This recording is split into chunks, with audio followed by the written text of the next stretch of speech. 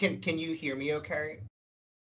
I had an absolute bracing and hilarious time watching the first installment of your piece at the workshop. Oh my Your God.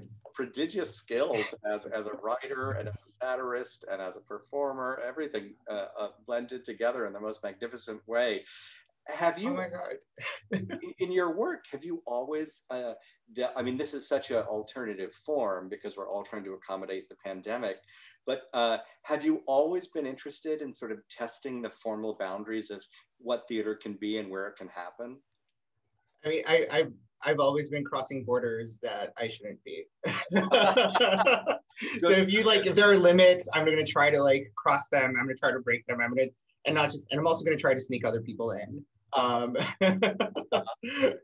But I just need a breather to just like thank you for those very kind words. It's like very thank you. That's very meaningful. Thank you for watching and thank you for saying such like it's a oh, dream. It's absolutely. a dream to yeah, sorry. I just had to live in this moment of like this is a dream.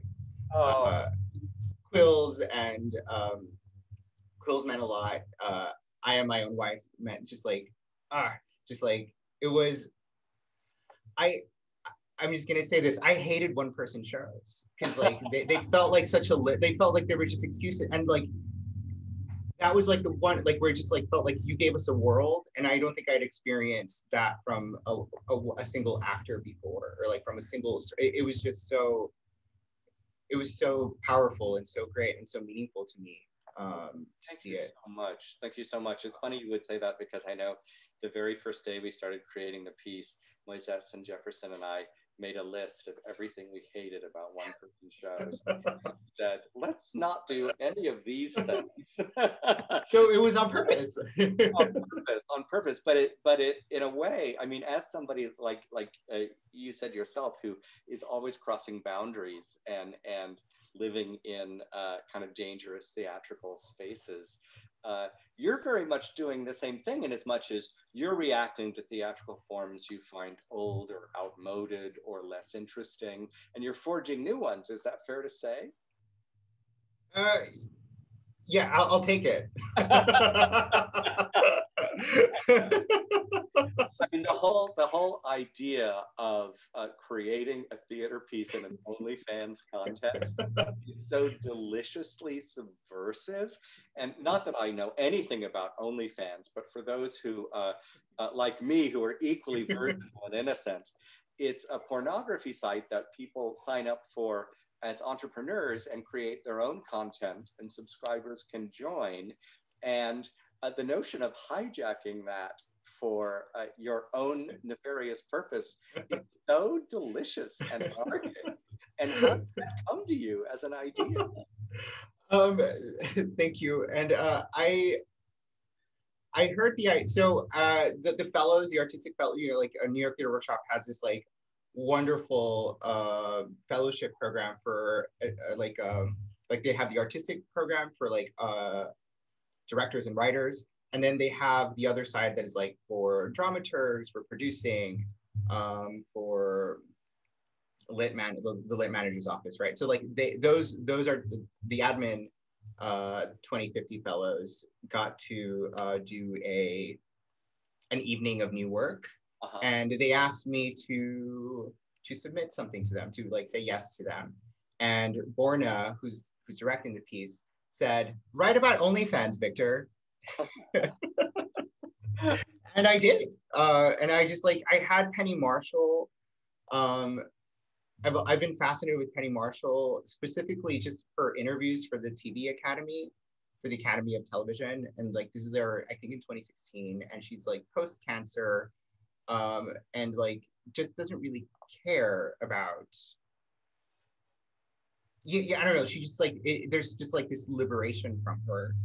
I think she's always had it, but like it just like in her answers, in her manner, it's just like all very matter of fact, and it's just like so wise. But it's presented in this like sort of like I don't really care Mhm.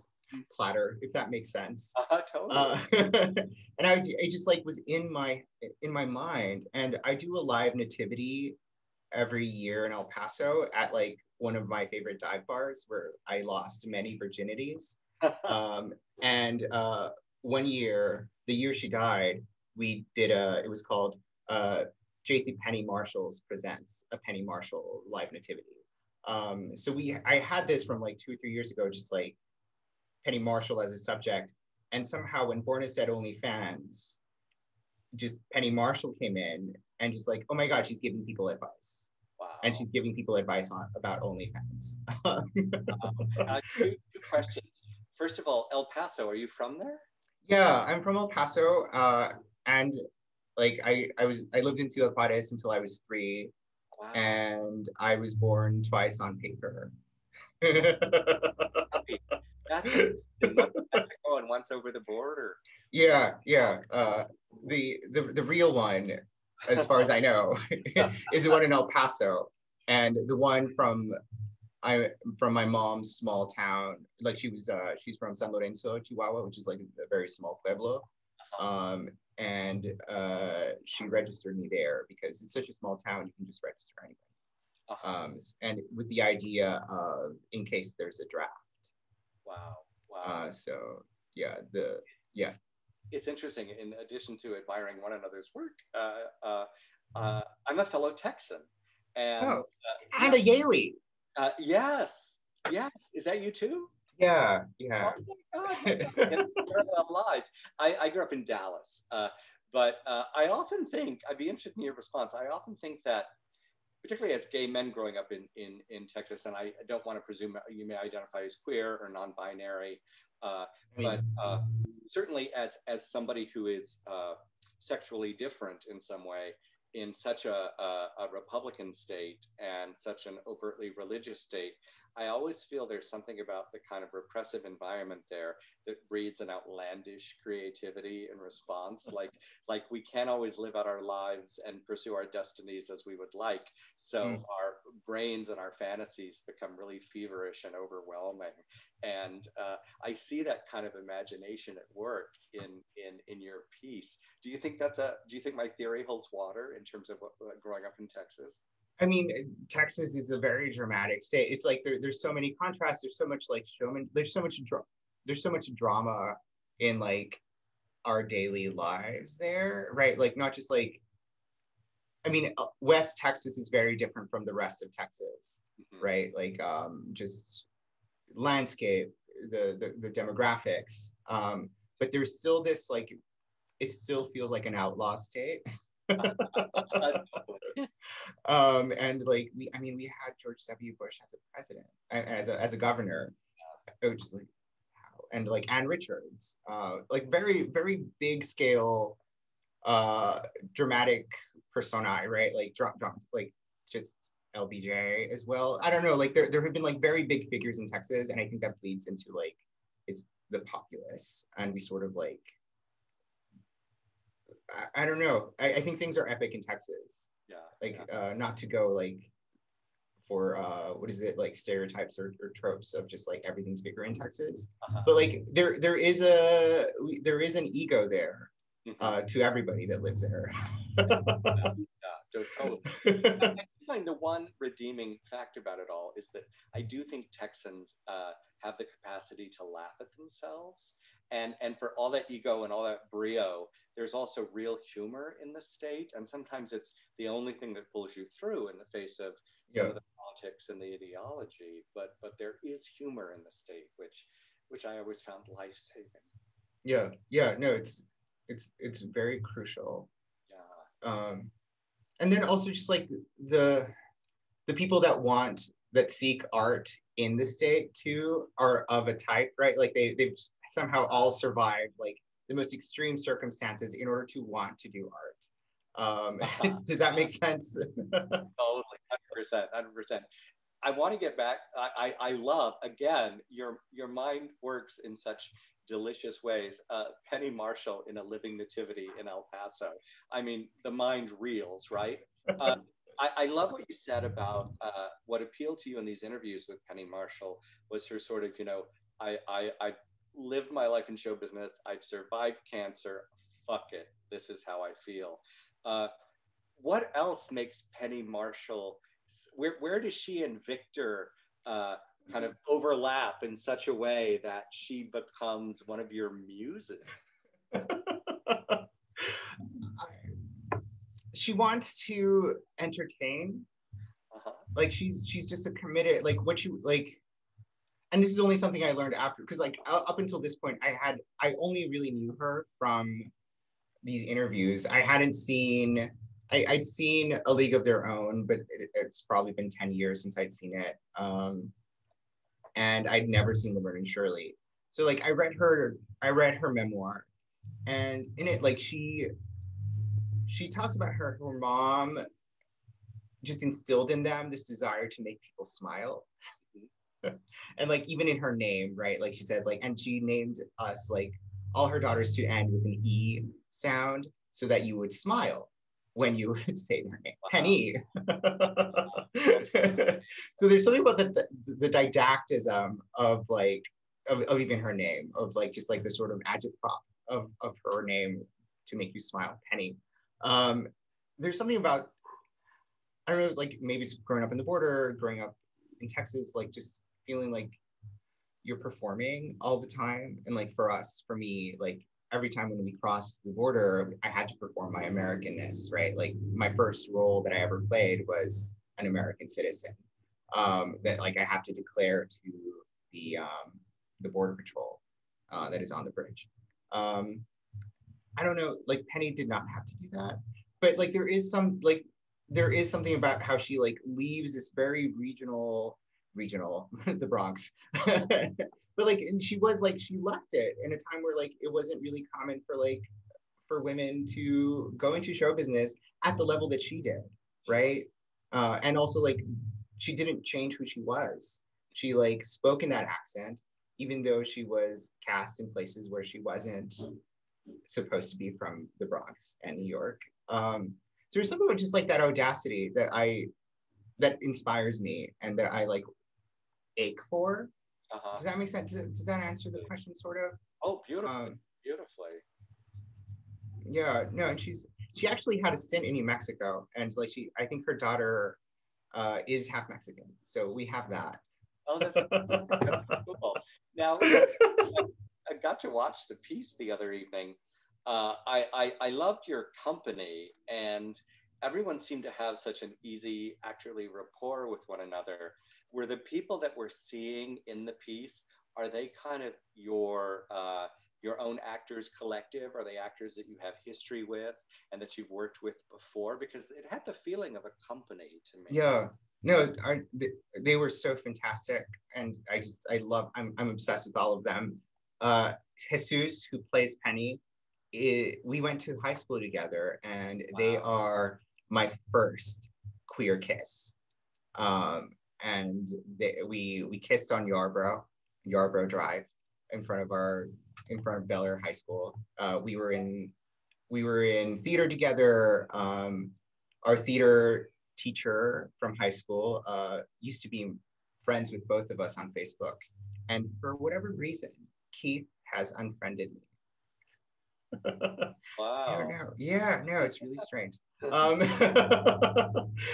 like we both saw like Night Mother, like the production of Night Mother that like I sort of that is like referenced in our in our work. Like it's just our high school did these like very inappropriate for high school kids plays, but they just taught us so much. Like also like we were doing a lot of work that we didn't know that we weren't supposed to be doing, not just because it's not age appropriate, but also like it wasn't racially cast for, does that make sense? Like Absolutely.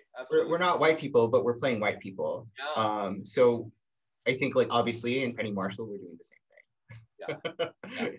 Yeah. And then Rhonda's just a dear friend who played Manzanita. We've been friends for like I think like 5 years now. She's a writer. She has a real OnlyFans. Really? Yeah. She has a real OnlyFans. And then the other cast members are newer to me, but like we're sort of quickly developing the sense of a company. Like they just gelled so well together. And like they're from the queer world, right? And they just like launched themselves into the work with such bravery. I thought just ran with it. They're they're amazing. Eric N, who was my mentor in grad school, just this is like 10 years ago, told me, you're gonna need a company of your own actors to do your work. And he's right. Totally. I mean, I felt that. I felt it. You're way too young, but I was a huge devotee of the Ridiculous Theatrical Company in New York, down on Sheridan Square, and it was a company that all seemed to embrace the same vision and sort of hone the same acting style that so fed Ludlum's writing. And I felt like your company had that same kind of intense familiarity with your voice, and it felt very consistent across the company. Like the aesthetic felt realized in a very full way. And it also felt unabashedly, cathartically queer to me as a piece of theater, much like a lot of Ludlum's work. Where does your sort of talent as a theater maker and your queerness intersect? Is that something you can articulate, or is it I mean, I it saved my life, right? Like it also like endangered my life, but like it just I feel like so I I was sent away when I came out to my parents. Oh, wow. When I was 15 or 16, like just like stopped in the middle of my junior year. Like it was just like typical, terrible coming out story. We're okay now. We're actually great now. Like, but it's a testament to like putting in the work and like them also changing, but like also just being willing to do the work of it.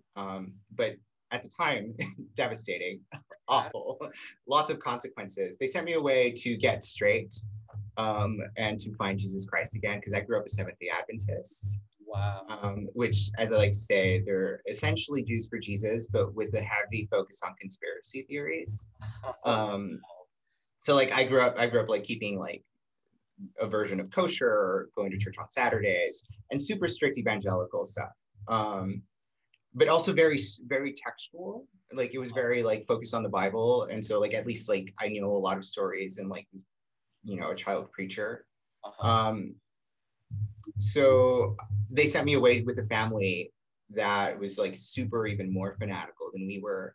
And they worked at the Three Angels Broadcasting Network, where I, instead of going to school, was working / volunteering at. I wasn't getting paid. I was like at the call center, filling out orders that would come in for like tracts and books and like sermon videos, and also moonlighting as a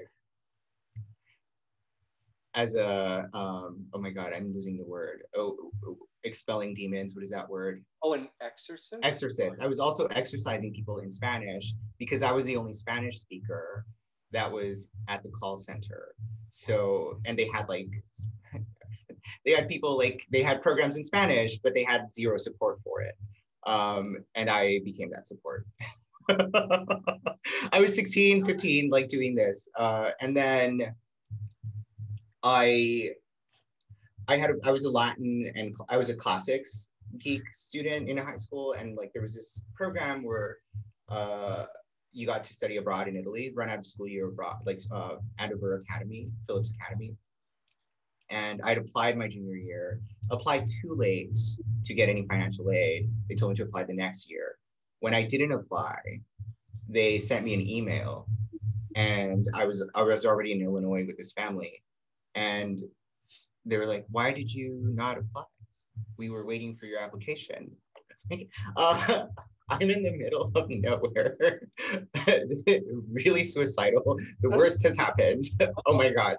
And they just replied like, "Hey, Victor, just fill out the application. We'll accept it, and just like send it in. You have a week." And I like lied. I got Diana, who was like they had 6 children, to drive me to the post office, drive me to get my photo taken, like do all those things. And I just like sent in my application, got in, got all the money, lied to my parents. I was like, "I'm straight again," and was allowed to come back home. And yeah, no, I was saved by, I get saved by these like emails when people are like, Victor, you're missing.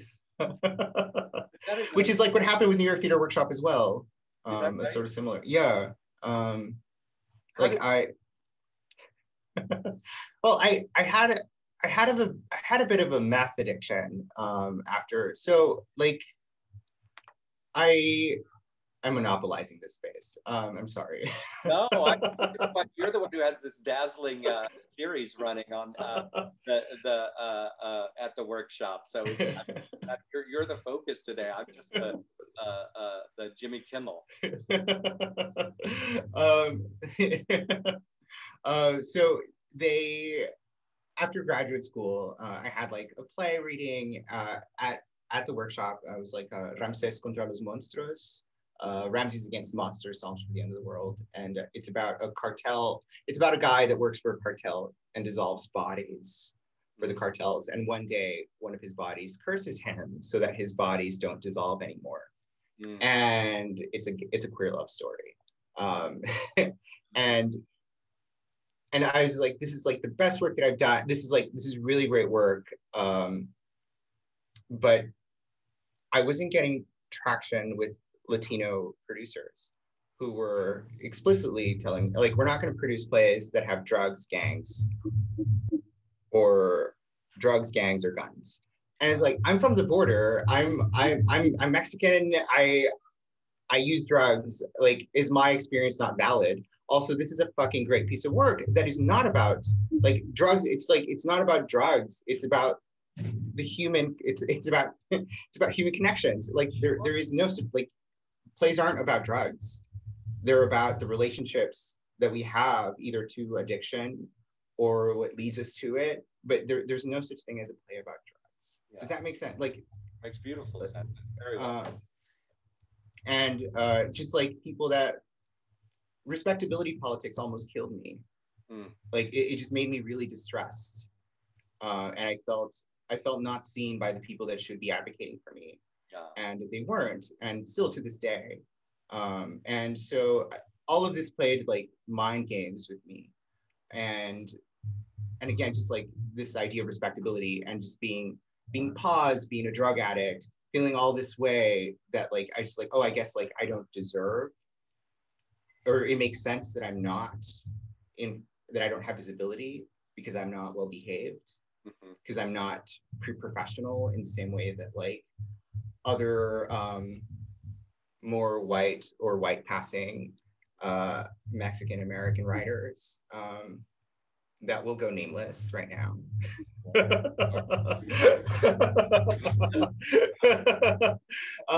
And I just retreated. I was in Portland and I sort of thought that theater was not going to happen to me, even though like New York Theater Workshop was like, hey, Victor, here's like the 2050 fellowship, like, and they were like really advocating and like pushing me. And I ghosted New York Theater Workshop for like 2 years, just like ghosted them, and was developed a really bad meth addiction that ended in psychosis.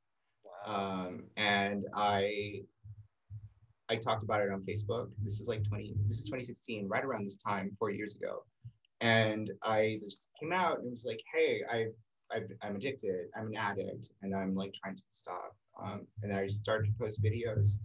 And Jim reached out, saw that post, even though I'd ghosted New York Theater Workshop, even though like I was like an inconsequential like entity in terms of like New York theater or anything, reached out multiple times. I responded none of those times.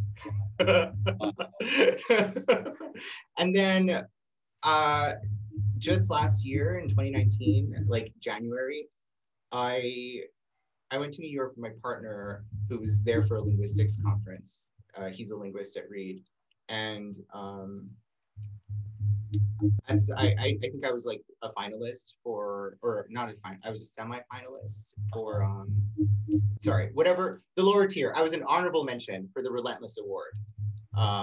Sure. And I felt like, okay, I have something to show. So I sent a Facebook message to Jim and was like, hi, Jim. I'm here in the city, and I just like want to tell you what happened, and I just like want to apologize. In my mind, I was just closing a chapter. It was like making amends. It was like a sort of like just a closing. Yeah, I was just like I went in to just like have closure, and it ended up just opening.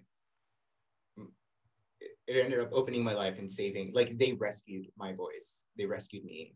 Like Linda said, like, you know, like you're just in an email, like, your voice is too important to lose it.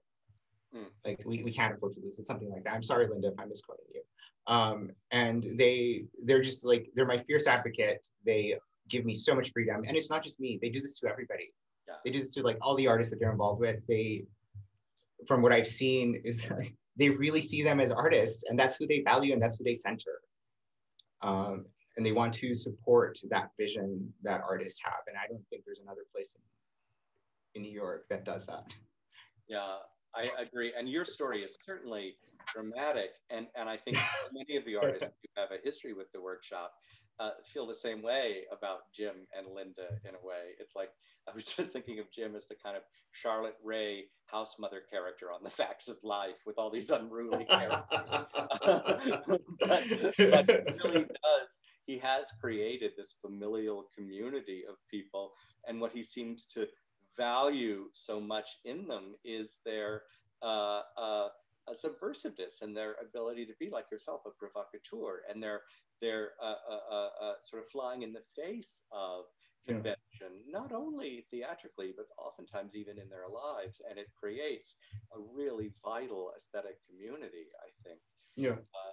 And now for you, I was curious to know, when you were conceiving of this piece and working on it, did it feel like writing theater? Did it feel like writing television or a screenplay? Or how did it feel different from creating the theatrical work that you've created, that you've known was going to manifest on stage?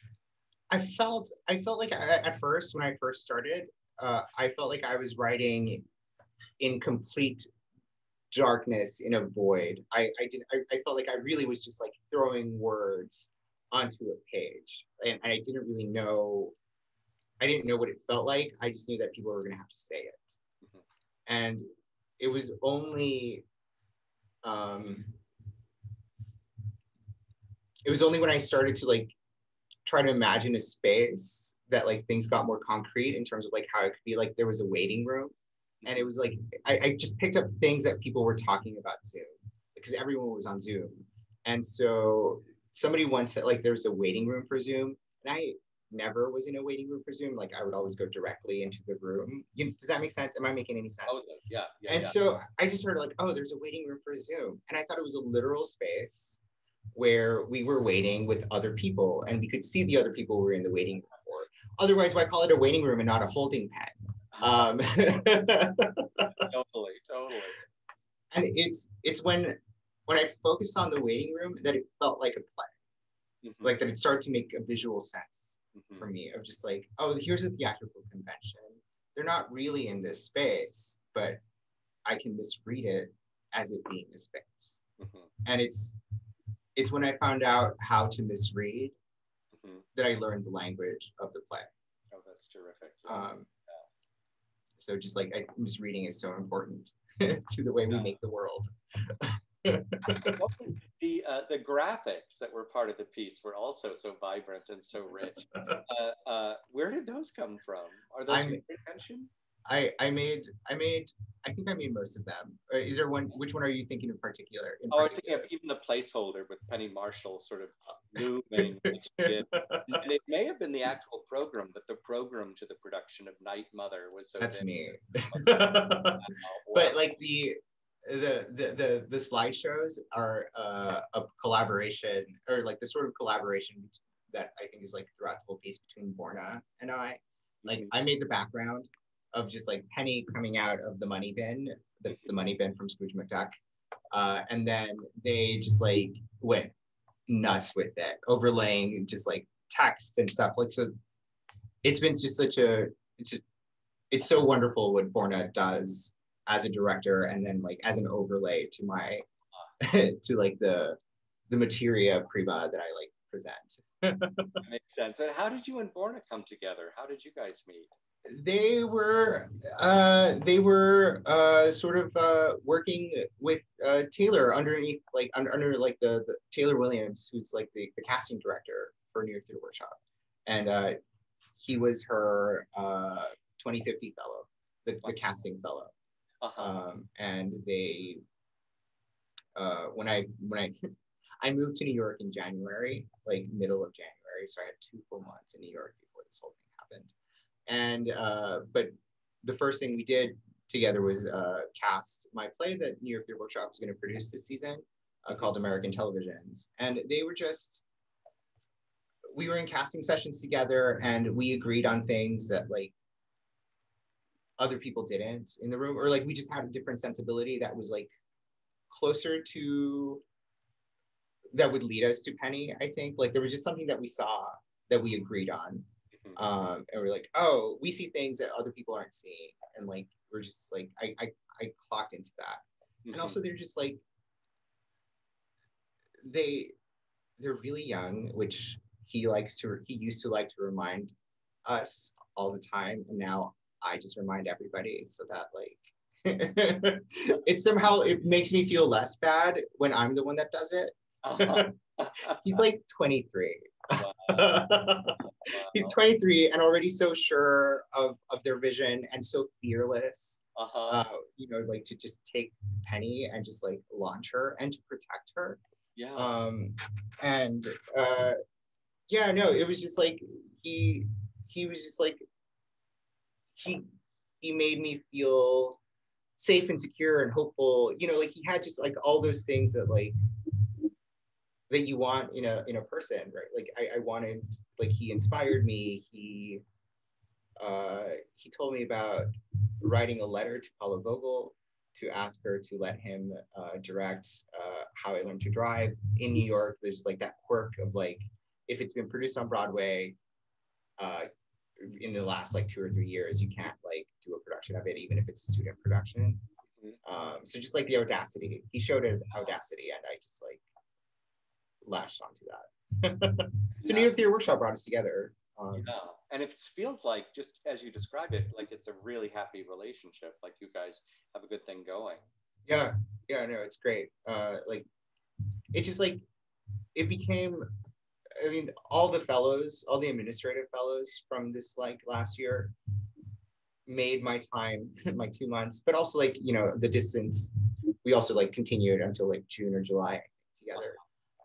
They were just like such a magnificent class of like a bunch of queers. I wanted to say something earlier about like just to go back about Jim and Linda and like and Aaron and Rachel and the kind of like culture that they've created at New York Theater Workshop. And it's like I feel like they've protected like theater from the sort of neoliberal professionalization that has happened in the last like, I don't know, 30 years, where like people really, you have to do this, you have to do that, and then you get to do like the boring work that like people like don't need a ramp to get to. Does that make sense? And they've really resisted it, and they've really, and people talk about like white supremacy, and like there's nothing more white supremacist than professionalization, than a neoliberal one. And they just like, and they're resisting all of that, and like that it's the culture that they've built, what they've built on, right? Like it's just like artists come in very many different ways, and they're really fierce defenders of that, and like not having a pre-professional class. Which kills people. It almost killed me.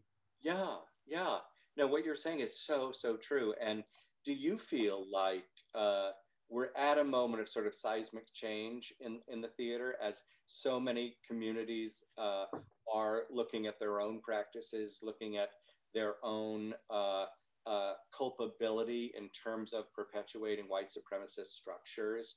Do you think that it's a fad we're living through right now, or do you think that real elemental change is happening? Are you looking to get me in trouble? No, no, no, no, no, no. It's all we talk about at the Dramatists Guild. It's become such a huge issue for us that it's sort of the only issue. Yeah. Particularly, it's the whole culture is set on pause right now, so we all have a lot of time to examine the issue. And I think either any answer you give is going to be legitimate because it's going to be your experience and what you've seen. Well, so I mean, I have many lines about this. One of the lines is, I didn't know how personally to take rejection in the theater until I was told about it by We See You, and just reading that list full of people that have rejected me. And I was like, full of people that have made me not feel at home in the theater. Literally, I had a meeting once with Howard at like when he was still running the Woolly Mammoth, and it was like my first year of grad school, and I had used my like grad school connection to get me a meeting with him, and I like set it up by phone, and showed up to the office and talked to the administrative assistant or like whoever was at the front desk. I was like, "Oh, hi, I'm here to see Howard," and he looked up and it's like, "Oh, it turns out we know each other like from college, but we hadn't seen each other." But he said, when I said, "I'm here to see Howard," he told me, "But does Howard know that?" Just like with that, like, you're a delusional person. Like, no one sees Howard. Like, how are you seeing Howard? I don't see Howard. And I just felt so, I couldn't prove it. I didn't have an iPhone at the time. It was done through the phone anyway. Like, I was a phone call, not an email. I didn't have like proof that I was there to see Howard. And so I just like hoped, like, I'm in the books. I like just call his assistant. I promise you, I made this appointment. And I just like, I didn't realize how much of an effect that had on me, like that experience, until like being in New York this like for between January and March, and having all these meetings at like different theaters with artistic directors and other and when I was like in the process of getting an agent, I would always show up with an email confirming that I belonged there. And it's like, that's a burden, and I shouldn't have had to do that. And like the only reason I felt that way was because of this experience. And the person that made me experience this is one of the people that signed We See You, the initial letter. Wow. And and it's like, and I'm not the only one. Like, and the reason I'm speaking like this because I know that I'm not the only one with experiences like this that like have been victimized by these people. And also like a bunch of these people. I'm gonna stop. I said enough. No, but it's very powerful what you're saying. And I mean, we work in a profession that visits a million different indignities on us every day, right? It's the nature of the profession. And yet I can honestly say, as a working white playwright of a certain age, I have never felt that kind of erasure at the beginning of an appointment of consequence. You know, that is I mean, they call it microaggression, which feels like far too benign a term for that kind of erasing of you in that moment. And the notion that you have to show up at every meeting with tangible proof that you're on the books. I mean, again, as a white writer, I've had plenty of rejections, plenty of miserable meetings with artistic directors, but I have never had to prove that I am welcome in the space in some fundamental way. And that's appalling. And that is something I hope that this period of dormancy, when we're not actually making theater, but thinking about it a lot, I really hope there is serious progress. And I'm cautiously optimistic. And I think it'll take a lot of seeding of leadership to a more diverse body of artistic directors and gatekeepers, essentially. But I'm hoping it will happen. And it's also essential for the vitality of the form. to introduce as many new and persuasive voices Yeah. as we can. So, but like if we're just replacing like people with like just a different shades of like just different like sort of like employing again like neoliberal diversity, that is just like that's not going to help us. That's not going to help, and it's not going to help us. It's not going to help the most vulnerable. It's not going to help the people that have not been part of this clique of people, right? Like these people that have gone to Yale School of Drama, and it's like not one of them is calling for James Bundy to resign. You know, like that. Yeah. Not a single one of them. Yeah. We need voices like yours, Victor, honestly. We need people who aren't afraid to kind of smash the status quo and reinvent it from the ground up. I mean, because certainly you seem to be doing that formally in terms of the kind of bravery you show in your piece and the kind of a gleeful anarchy of it. We need more gleeful anarchists like you in the theater so that we can sort of explode it and then build it anew. Thank you.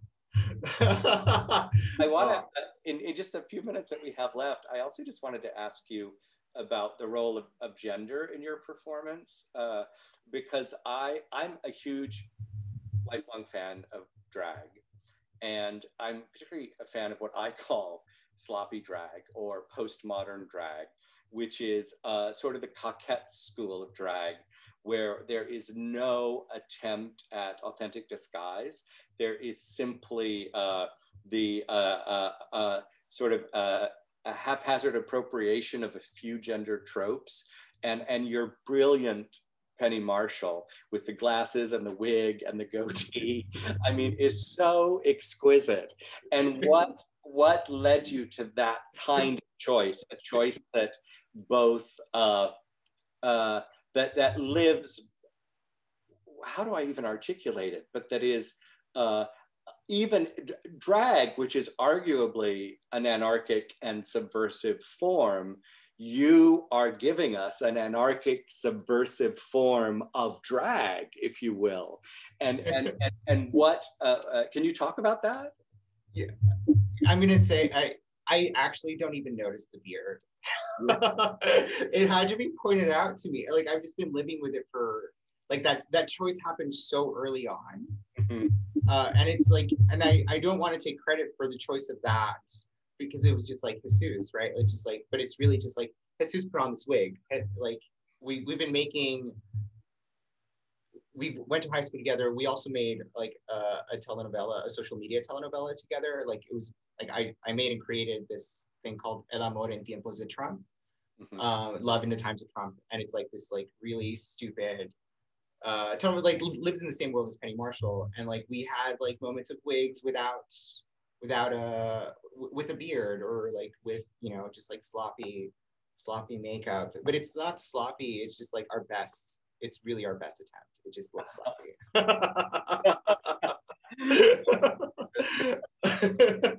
And oh, go ahead, please. Oh, and just it's. I think we're tapping into the part of our childhood. I think that element of play, like, and just like that. I want in my work and in like the theater that I do. I want to have that element of play, and that this is fun, and that this is a joy, and this is liberating. In my own gender identity, like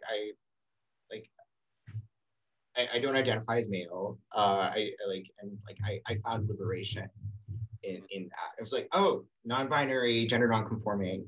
I don't really focus on that. Like I'm just like really free. Like I just feel really liberated, and like I don't correct people overtly when like I'm like, I don't even say like I'm being misgendered when like I'm referred to as a he. I just like like my pronouns are they, them, theirs. But it's from a place of like I just don't want to be. I'm non-binary, not I'm gender non-conforming because I want the liberation and not because I want an injury. Yeah, yeah, yeah. Does that make so like it's like That makes beautiful sense. It's so funny because I find your generation is now teaching my generation so much about the way that we can live hospitably with gender and gender difference, and the way we can declare ourselves in ways that gives us maximum freedom to live as who we are. And I often feel like the same way I had to sort of sit down my parents and explain what homosexuality was. I feel now like my parents in a way, and it's your generation who has to teach me about these new and progressive visions of gender. And so I feel like, you know, it's my turn to listen and learn, you know, to my own queer community. And even having written I Am My Own Wife, there was a wonderful production of the play in Connecticut at the Long Wharf, and the entire design team and the cast and the backstage crew were all trans. And they very kindly contacted me early in rehearsal, and they said, you know, the play is 15 years old now, and trans theory hasn't stopped evolving, and our community has become more and more vocal in recent years about who we are and what we need. And so there are some moments in the play we'd like you to scrutinize and revisit, where Charlotta, my trans character, is rendered exotic, or where her mode of dressing is the object of levity with, say, two American soldiers and stuff. And we revisited the play to find every moment that felt natural when I was writing it, but with the passage of 15 years, had not kept pace with the forward-thinking nature of the trans community. And we just made the tiniest adjustments to the text. But it's so interesting now to have sort of, as a member of the kind of coming of age in the 80s, as someone who identified as a gay cis male, it's I feel like now I need a radical education in gender and sexual politics, you know, and your generation is giving it to me in the most cathartic and wonderful way. Now, what's going to happen with your play that was slated for production at the workshop? I've been promised. I mean, like you know, like I didn't mean that to sound like I've been like no, like it's just gonna happen later. But it's sort of like I've been promised that COVID is going to end. I know what you mean. I had a play coming up with the Goodman in January. Now it's March. We have a phone call next week where I know it's going to become September, and then, you know, and we'll just see. But we're all living in that suspended state. But I can't wait for it, because I think Leanne told me to talk to you for about half an hour, and we're at about 50 minutes now. Oh my God. So I think it should slow us down. But I just have to say, Victor, I feel it's first of all, it's my great loss that I didn't know of you before our meeting through the workshop. But it's yet another great indication of the way the workshop is always bringing vital, critical, and thrilling new voices to light, and yours is certainly one of them. And I'm just so grateful to get to know you and your work, and I'm so thrilled that we have Penny right now in all of her glory, and that one day we will get American televisions. I'm tremendously excited for what you're doing now and for what lies ahead, and it was great to spend an hour with someone so both simpatico, but also revolutionary to my mind. Really, thank you. I'm a puddle. Thank you so much. Like this is like an out of body experience, and I need to say that like I looked and looked for my box that has my Grey Gardens playbill, and I didn't find the box, but I was gonna like do a bit of like, please sign this virtually. Oh yeah. So we need to, can we reschedule? Hopefully, once I find it. Hopefully, I'll be there as a board member at the workshop. I'll be there on opening night of American Televisions. We'll all be celebrating you. I'll sign, then you'll sign my program, and we'll have mutual admiration. Oh, thank you. Thank you so much for chatting this afternoon, and everybody tune in to Victor's amazing project as part of the Instigators season at New York Theater Workshop. Really fun, Victor. Thank you so much. No, thank you.